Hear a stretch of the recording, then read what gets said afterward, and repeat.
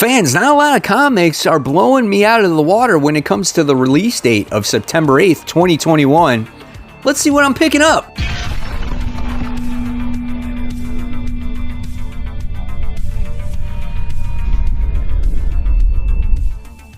Hey, all my webheads and comic book fans out there, welcome back to Comic Book Corner 2.0. And fans, I am your host, Mike Spider Slayer, always helping you make decisions of what comic books to buy. And today, guys, I am bringing you my top 10 most anticipated comic books for September 8th, 2021. That's right, guys, it's never too early to start that pull list for next week. And like I said, hopefully this helps you make decisions on what comic books to buy.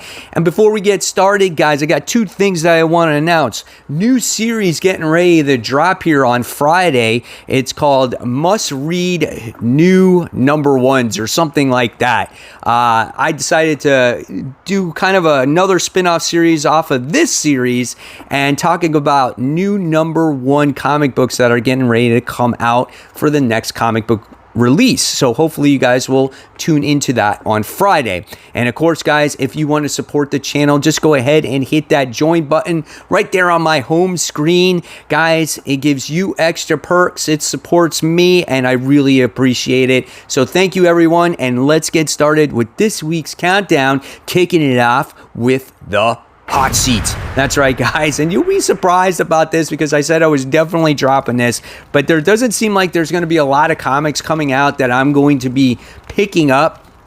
So I might give this one a chance, and this one goes to Defenders issue 2. I was not a huge fan of Defenders issue 1. You know, Al Ewing writes this. He wrote Immortal Hulk. He's written some other stuff, but for me, he's a hot and cold writer.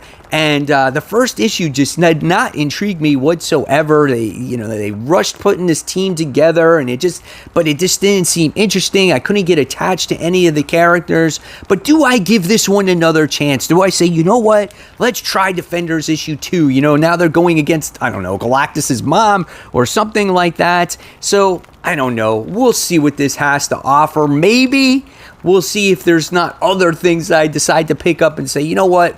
Maybe I will just leave this on the rack. So we'll see. 28 pages, $4. Leave me in the comments below what you guys thought about the first issue of Defenders. So we move on to the On the Rise book. This is Extreme Carnage.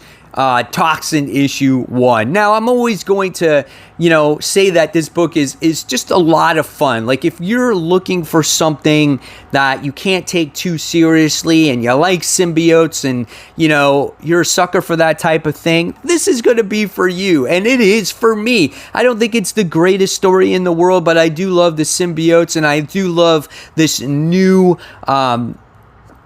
symbiote that was created from Scream, which his name is Silence, and I think it's been a pretty decent story. It's not been the best, but it's been fun, and you get to see all these different symbiotes, starring in their own comic. It's kind of weird how it's put together. I don't feel like it's a very cohesive story, and I feel like in many ways it's almost like a Andy Benton story more than anything, but it's interesting, and this one is going to talk about more of Toxin.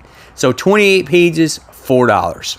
And this is number 10, and I'm not a fan of this character, but like I said, it just doesn't seem like there's a ton of books that I'll be picking up this week. And it looks like number 10 falls to Kazar, Lord of the Savage Land, issue 1. And Kazar is back from the dead. I didn't even know that he was dead, with a whole new terrifying set of powers.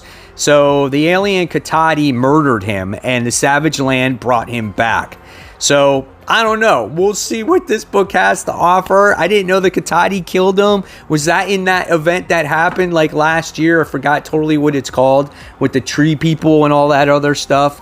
I don't know. 28 pages, $4. I'm telling you, there wasn't a lot of books here that I was like, man, I got to get this. So, I don't know. We'll see what happens with Kazar. So moving on to number 9. This is looking up a little bit. This is War of the Bounty Hunters issue 4. I kid you not, I don't think I picked up issue 3. So now I got to go to the shop, I got to pick up issue 3, and I got to read issue 3 and 4 back to back because I'm trying to put away a bunch of comic books right now because I fell behind in doing that.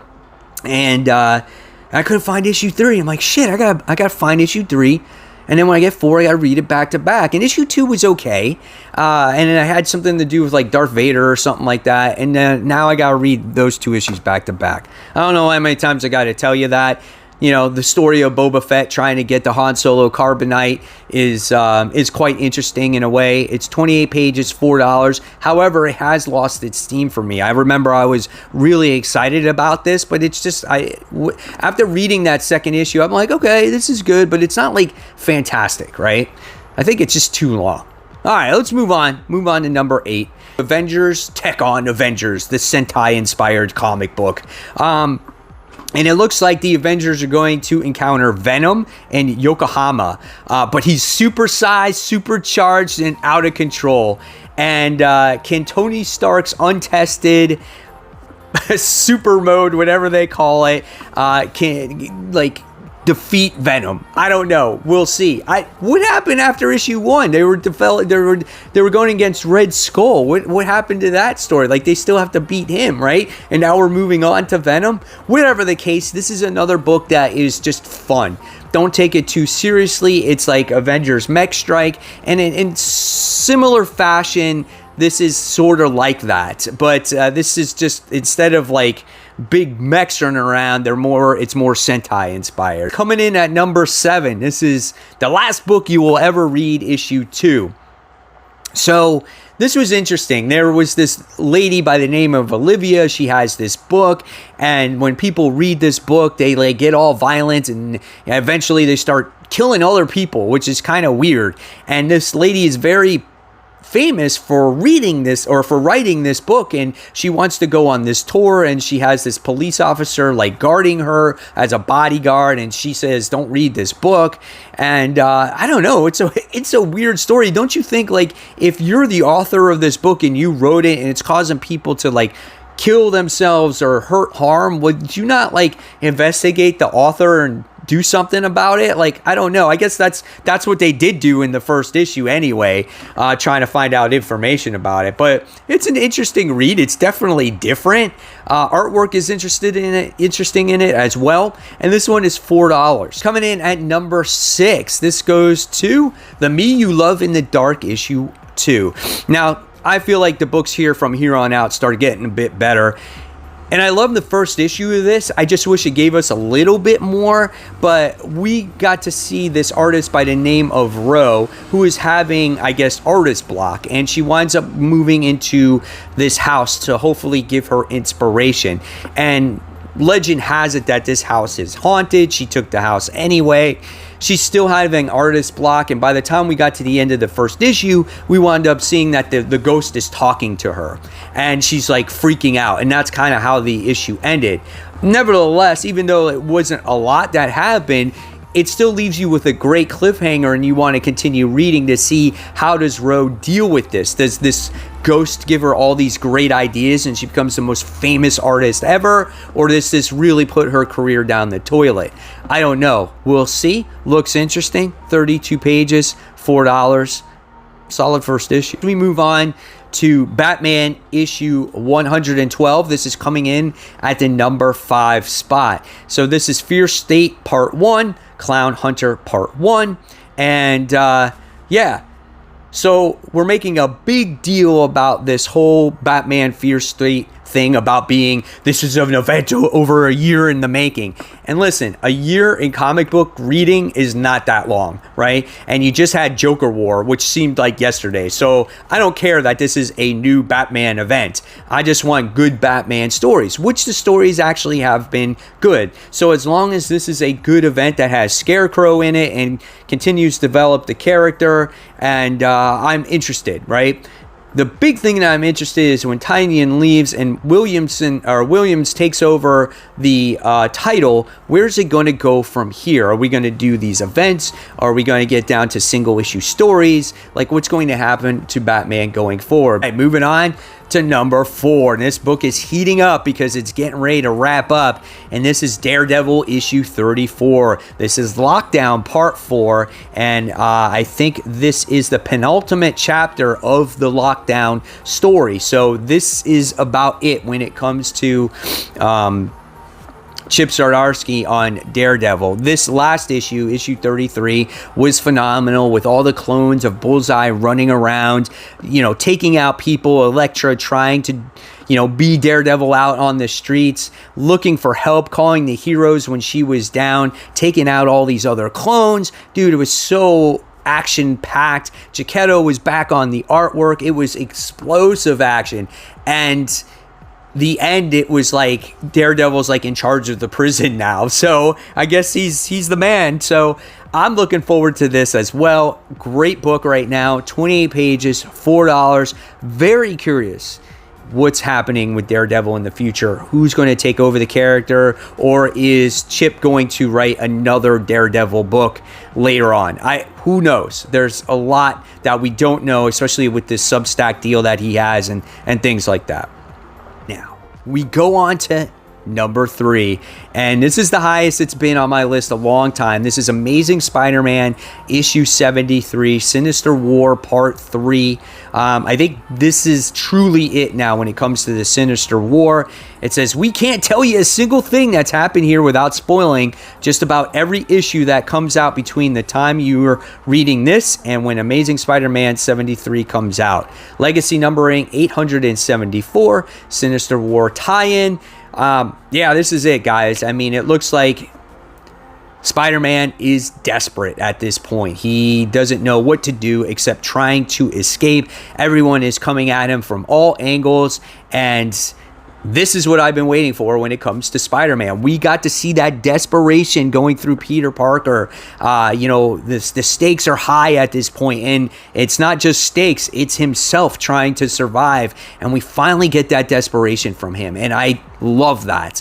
Not saying that this makes up for anything that is going on with Nick Spencer's run. Some would even say that they question what Nick Spencer did in issue 72 with Mephisto stepping in and really actually being, I guess, the true origin of the Green Goblin. I want to hear what you guys think of that, because if it wasn't for Mephisto, Norman Osborn would never be Green Goblin, and Harry would never go through the situations that he went through in his entire life. And so it looks like there could be multiple versions of Harry here.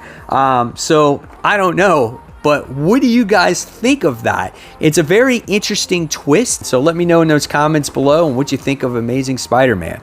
Moving on to number 2, we have The Nice House on the Lake issue 4. Definitely a very good series. There's so many characters in this book that it's taking each individual and it's kind of getting you to know the character on what they're going through. Issue 3 was actually really cool as we got to see one character go, dude, I'm not hanging around eating pizza, watching movies, eating popcorn. I'm going to, walk the perimeter, see if I can get out of here and find out an escape route. And then he found out that, he just wound up going back home, and there's this black prison that's keeping people in there, but you can't see inside of it. Pretty weird stuff, man. This book has so much mystery, and I like how we're kind of definitely fleshing out the characters a little bit more. 32 pages. Guys, this is a book that you must read. But what's number 1 on the list? And this is by far my most anticipated comic of the week. Because I saw this, I'm like, yep, number 1. By far. Last Ronin issue 4. That's right, guys. It's finally coming out. The Last Ronin. Michelangelo is back. We get to see... here's what the description is, because it's a while since I've read this comic, right? It's been a while for all of us. And it says, with a few key allies, the Ronin takes on the greatest risk yet to infiltrate Baxter Stockman's Tech Island.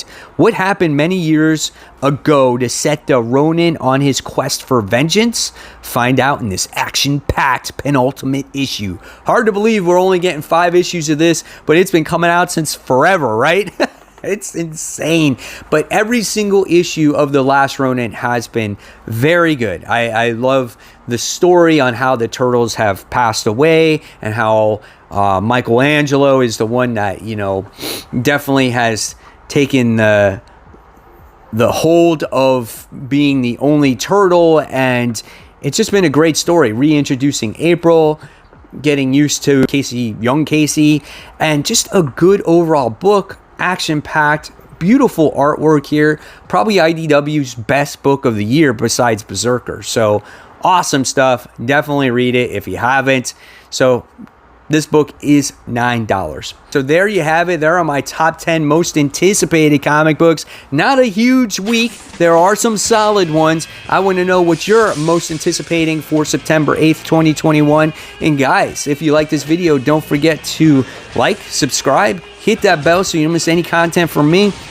Of course, I'll leave you content right here to always click on. And guys, as always, keep reading, keep buying, keep collecting. And this is Mike Spider Slayer signing off.